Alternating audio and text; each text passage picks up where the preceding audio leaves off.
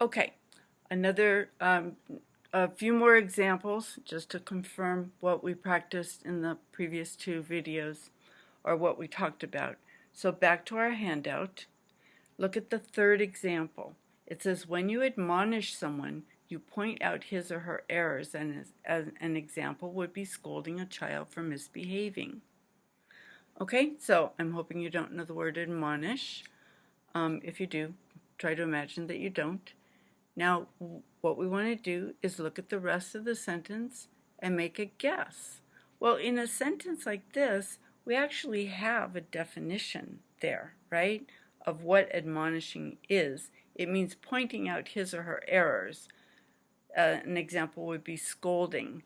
So what other single words could we use that would mean, scolding or pointing out someone's errors? So we could say, when you scold someone, right? When you criticize someone, when you when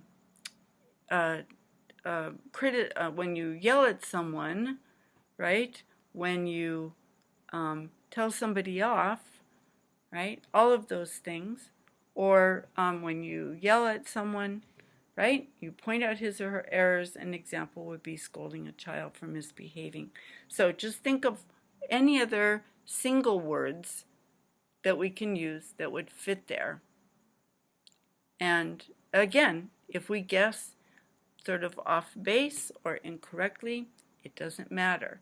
The fact is that we played with it. We messed around with it a little bit. We thought about it. We considered it. We made a guess about it. And if we do those things, then this word and the experience of seeing it in this context go into our long-term memory. And they're there when we encounter this word again in another sentence in the future. All right? All right. Let's take a look at the first one. Janie was as devout as the Pope himself. Okay, so devout. Think about the word devout. Well, what's the Pope like? The Pope is really religious, right? Maybe. Or he's very smart, He's very kind. He's very intelligent, right? So we could think of all these words, smart, kind, intelligent, religious. They're all kind of different from one another, aren't they? So, so we may not come up with the exact word that would be the mean devout, but the fact that we played with it, the fact that we thought about it, means we're going to remember this the next time we see this sentence. So if I think, for example, that this could mean kind or intelligent or religious, right? Then the next time, what if I see it in another sentence that says something like, I can't think of another example, but what if the next time I run into a sentence that shows even more clearly that this must mean religious, then I compare it to what I thought before. Oh, I thought this might mean religious or kind or intelligent, but in this sentence it seems more clearly to mean religious, right? So then I'm going to confirm what I mean. All right, one more example here. The sorcerer's minions or devoted followers were willing to perform any sorcery he could conjure.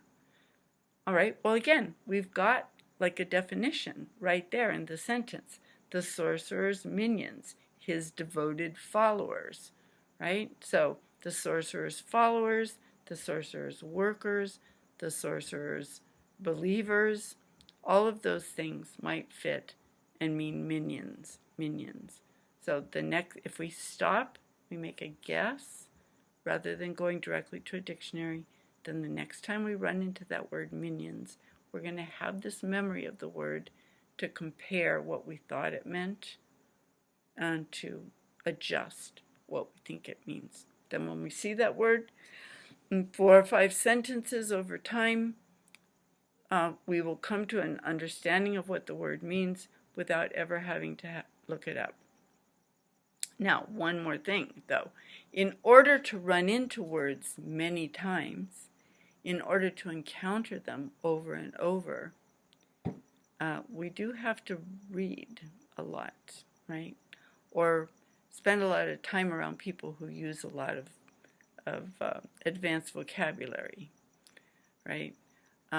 Reading, the more we read, reading a lot is the best way to grow our vocabulary. It's the most natural way to grow our vocabulary.